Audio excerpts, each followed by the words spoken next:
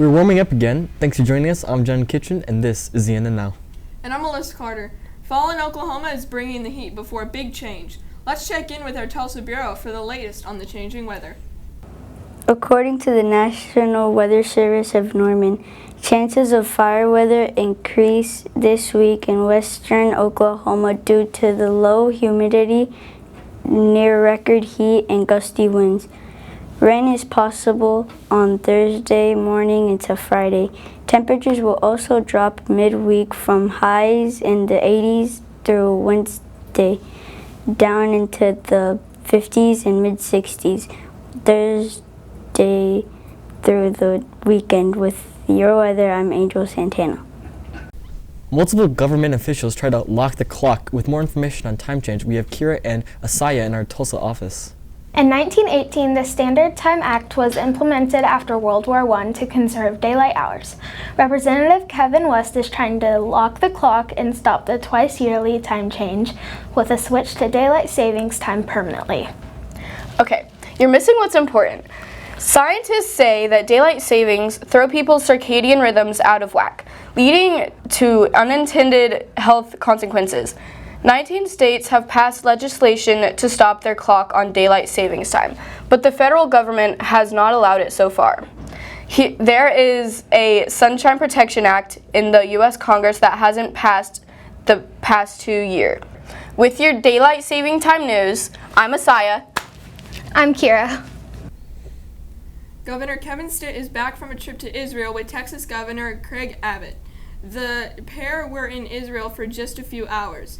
They talked with Israeli leadership and victims of the war. The two governors met with Prime Minister Bibi Netanyahu along with other Israeli officials.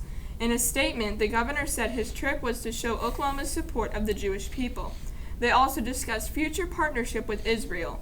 And in Tel Aviv, Governor Stitt visited one of the several medical centers to pray and speak with victims of the Hamas terrorist attacks. The war has been going on for nearly a month, and Israel has continued airstrikes in Gaza as the U.S. and other countries work to get aid and relief supplies to the civilians in the war zone.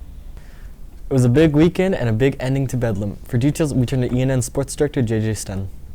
Bedlam, chaos, pandemonium. How else do you describe an annual rivalry consisting of 118 matchups, with 114 of those being consecutive?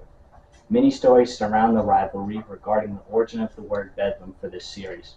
The most iconic being in 1917 after the Cowboys secured their first win over the Sooners and the fans stormed the old Central Bell, echoing the sounds of celebration across campus while striking the old bell with what was reported to be sledgehammers.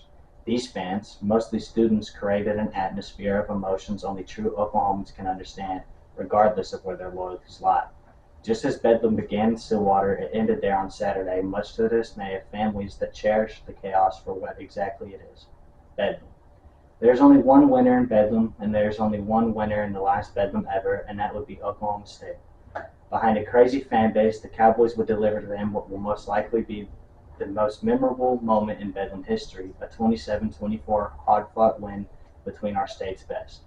Bedlam would once again ensue on campus as fans carried the east end zone goalposts through gates 214 and 215, westward out of Boone Pickens Stadium and off into the orange hue of the Oklahoma sunset, ultimately reaching the post's final resting place, Theta Pond on the OSU campus. Last Friday, the Oklahoma City Homeschool Patriots hosted Tulsa Noah in their last regular season game. Tulsa came into the game as the number one homeschool team in Oklahoma, and were hoping to solidify that against the Patriots. But the Patriots would not let that happen, winning 23-21 and staying undefeated at home thanks to their amazing defense, who forced 3 interceptions in the fourth quarter, possibly the most important one coming from Lyle Edens on the 2-point play that could have tied the game late. The Patriots will head to Panama City Beach, Florida, November 16th and 18th to compete in the National Homeschool Football Tournament.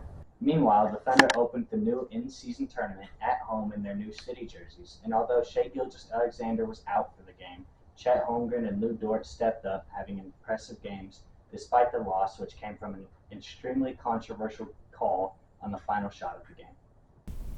Lawmakers and the governor may be ready to make a bet on sports betting. For details, here's ENN's Banning Letzenberger. Oklahoma could be raising its stakes by allowing legal sports betting to take place in the state.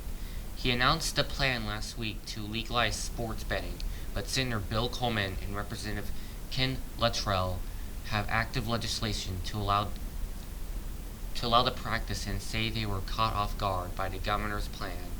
Coleman also emphasized the need for STIT to include tribal nations in negotiations. It's not clear that this has happened. Coleman says lack of consultation between the executive branch and legislature and the tribes was the main reason his bill stalled last session. It's a busy week for students at Epic, with College and Career Week and a school-wide community service project. Brio Cole's in Tulsa with our Epic News. This week is College and Career Readiness at Epic with activities for pre-K through 12th grade students. The goal is to introduce students to community helpers and careers and make students future ready. Epic students can also send hugs to the military with our community service project. Students can pack boxes for the Hugs project that sends care packages overseas to the troops. Time for the field trips. This week, on Tuesday, students can visit the Tulsa Air and Space Museum. Students can see aviation exhibits and planetarium shows. On Wednesday, Epic hosts a trip to Medicine Park Aquarium in southwest Oklahoma to see Oklahoma fish, reptiles, and birds. With your Epic News, I'm Brielle. With November arriving comes fun family events around Oklahoma. With all of the info is ENN's Renee Collins.